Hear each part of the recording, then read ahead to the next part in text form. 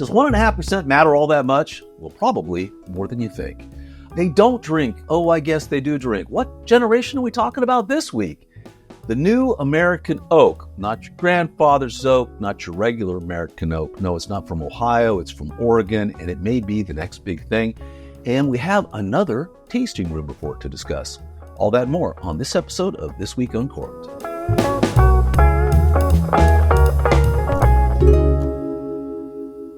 Well, hello and welcome to episode 51 of This Week Uncorked for Monday, July 7th, 2025. I'm Brett Martin from Cork & Journey, your number one source for Corkage V's, restaurant reviews, winery reviews, and more. All that over on corkandjourney.com.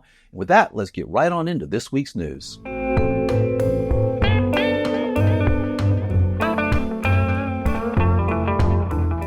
Winemakers are fibbing about alcohol content. Here's why they're getting away with it. That's from the New York Post. I've known about this for years, but the Post has an eye-opening article on this little-known secret in the wine industry. It turns out that winemakers may not be telling the whole truth about the alcohol content in the bottle. It's kind of an interesting thing. I'll talk about it. We'll talk about this a little more, but it's from the article. Alcohol and Tobacco Tax Trade Bureau, the federal government agency that oversees labeling, allows wineries a significant amount of flexibility when it comes to the alcohol content of their wines, as reported on by Food and Wine. In Europe and several other countries, the ABV can range is only 0.5%. So if you're saying your wine is 13%, it can be 12.5%, it can be 13.5%. In the United States, if your wine is between 7 and 14%, you basically have a 1.5% variant. So you can say it's 15.5%, or you can say it's 12.5%. Pretty significant. And if it's higher than that, you have a 1% variant. So if you have a 15% alcohol, you can claim it's 14. 14.5%, you can claim it's 13.5%. The thing about this is, for a lot of, if you go back, wine used to be 10, 12, 13, 11%, 13% was considered kind of high. Now with global warming, especially in the New World, and you're seeing it in France as well, you see it everywhere, it's not strange to see wines of 15, 15.5, 16%. The question you got to ask yourself is it higher or is it lower? Do they, depending on the wine, do they want to say, oh, wow, we're marketing this to a group that maybe wants to get drunk, so let's make it a higher alcohol percent and we'll add 1.5, or man, we really don't want really sophisticated wine drinkers to know that this has this much alcohol in it, so we're going to lower it by 1.5.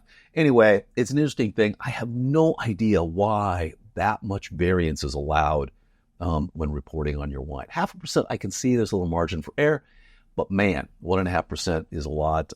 Anyway, it's been around for a long time. That article popped up, thought I'd discuss. All right. And from Decanter, Gen Z not shunning alcohol as much as they thought, survey says. There were several articles around this week around, oh, maybe we're wrong. Maybe the younger generations actually are starting to drink again. So, they drink, they don't drink. People's habits change. Shocking. The so-called sober generation is not nearly as dry as everyone thinks. So Decanter dives into some new data that kind of challenges the assumptions around Gen Z's relationship with alcohol. Little odd, these statistics, but let's see what it says in the article here. In March 2025, 73% of Gen Z adults said they had consumed alcohol in the previous 6 months, found an IWSR BevTrack survey. That's up from 66% when the same question was posed 2 years ago. And this is Gen Z. It dealt into 15 markets, and this is up to age 27, I guess, is where Gen Z falls. Anyway, in the 2025 survey, 70% of Gen Z respondents in the U.S. said they had drunk alcohol in the past 6 months, up from 46% in 2023. So that's a significant increase. The figure also likewise rose from 66% to 76% in the UK, and from 61% to 83% in Australia. Go Australia. Anyway, across all age groups, this year's survey found that 78% of respondents claimed to have had drunk alcohol in the past 6 months. Now, that's really not significant. One drink a month is not going to save the one drink every 6 months isn't going to save the wine industry, but it is interesting to see how things change. We've talked about this on previous shows. People's taste change. What they drink changes. their income changes, what they're able to afford, all of those kind of things. Anyway, interesting survey, good news. It's worth a read. Hey, now a quick word from just friends and family. So a couple things here. If you haven't, head over to SOMM TV. Our friends over at SOMM TV produce an amazing channel. It's available. It's basically all about wine, wineries, you name it. Anything having to do with wine is over at SOMM TV. You can find it on Android. You can find it on Apple TV. You can find it on your phone. And if you use the link in the show notes below, you get 50% off your monthly rate over at SOMM TV. I think it costs you like $3.49 a month. Really, really worth checking out. Just great content over there. Shout out to Jason Wise and the whole team. And so check out SOMM TV. And with that, let's get right back into the news. All right, Wine Searcher has got an article with the catchy title, Oregon Oak. Wouldn't it be nice? So I'm going to be punny here as well. Okay. Anyway, this is a fascinating article from Oregon winemakers that are turning to local Oregon oak instead of French or standard American oak, which kind of usually comes out of the Midwest, like Ohio and those areas. They're saying that this is a really kind of a fresh spin that it's putting on the wine, and they think it's going to take off. So from the article, American oak has long been synonymous with sweet flavors of vanilla, coconut, and dill, which are attributed to the barrel's raw materials, Quercus alba, which is American white oak. However, a more restrained, lesser-known type of American oak is making its way across the wine and spirits industry, and domestic producers are catching on. Wine Searcher spoke with 3 Oregon locals to learn more about Quercus garliana, which is Oregon white oak, the Pacific hardwood gaining traction amongst all winemakers and distillers alike. This is really interesting because if you dig through the article, I'm thinking, number one, this is going to be cheaper. It's going to be easier to work with. No, it's denser. It's harder to work with. But evidently it offers some unique characteristics, especially with white wine, which is like some salinity and some additional mineral texture that it's imparting to the grapes as well.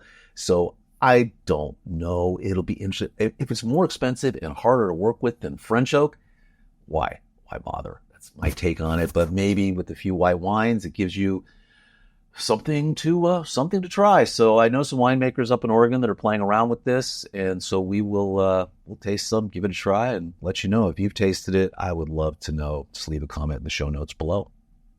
All right, and with that, let's move on. All right, wrapping up the news, we have another tasting room report. This was from Wine Business Monthly. So Wine Business News, you can check them out online. They also put out a magazine called Wine Business Monthly. They also put it out in PDF. You've got a hard copy of it. Anyway, if you're in the wine industry, you already know all about that.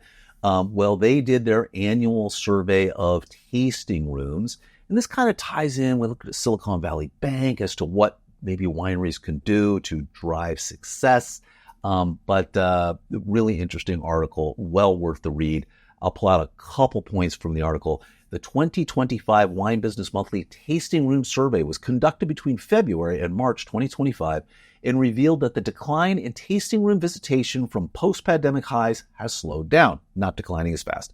The wineries of Napa County were alone in seeing an average increase of 3% in total visitors in 2024, compared with the previous year, where the rest of California wine region saw the largest decline of 14%. Pausing right here. That's great news because basically it's just been decline. So to see at least Napa start to come back up, good thing. Continuing with the article, limited production wineries, or those producing fewer than 1,000 cases, saw the biggest increase in visitors with more than 14% compared to 2023. The biggest decline in the average total visitations seen among the largest wineries with more than 500,000 cases was a decline of 16% on average. Bottom line, boutique wineries are doing a better job driving visitors in. Some of the large wineries are super expensive, is my guess.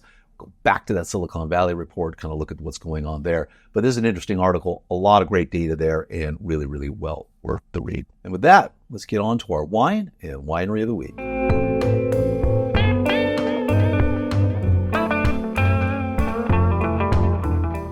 All right, we're going to Solvang, to Sanger Family Wines. They're on the main drag there. Beautiful little tasting room in downtown Solvang. Sanger Family Wines is really a 3 different labels. So same family of wines, Consilience, Trianelli, and Marianello. Basically, depending on the type of grapes they're using and the type of wines they're making, they're basically what's going under one of these 3 labels. It's all by Bill and Jan Sanger. Sanger family wines, makes sense.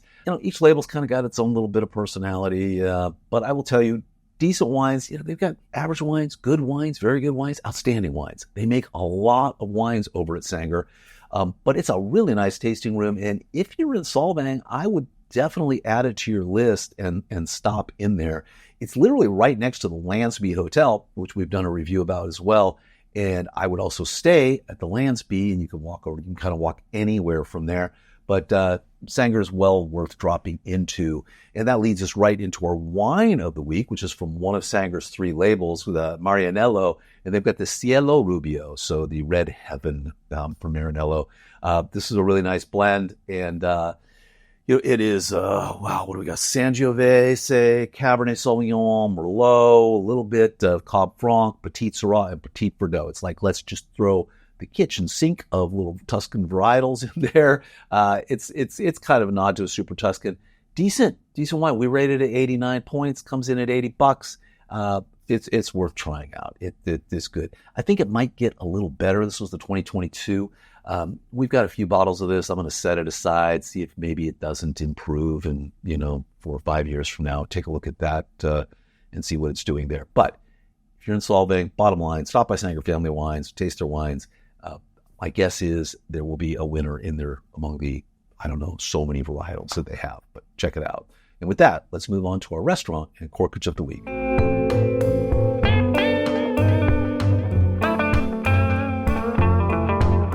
All right, we're going to go from Solvang to Las Vegas to Hank's Fine Steaks and Martinis. This is inside the Green Valley Ranch Resort and Spa. It's off-strip, out in the city of Henderson, which is probably the biggest suburb in all of Las Vegas. Is where a lot of people live who work in Las Vegas. And the Green Valley Ranch is what they call kind of a local casino. It's where a lot of locals go, or people who just are in the know and maybe don't want to be on the strip, but they want to go off to the side. It's got a beautiful spa. But anyway, Hank's Fine Steaks is one people saying, you got to go there. You've got to go there. And man, we were not disappointed. Lovely. It's expensive, but we rated it 5 stars. They did serve us without the biggest lobster tail I've ever seen in my entire life. It is just ridiculous. So whatever you're ordering, unless you're massive eaters, you probably can just split it because it's just all the servings are just ridiculously huge. That's going to wrap it up there. Oh, their corkage fee. Yeah, their corkage fee is $35 per bottle, 2-bottle max, but it can't be on their wine list. So really not bad for Las Vegas, not bad for a restaurant of this caliber as well. So anyway, that's Hank's Fine Steaks and Seafood Steaks and Martinis in Henderson, Nevada. And with that, we're going to wrap up the show. I want to thank everybody so much for joining us. And if you, we would love it if you would subscribe to us on our YouTube channel, subscribe to us on your favorite podcast app. And with that, we'll see you next week. Take care, everybody.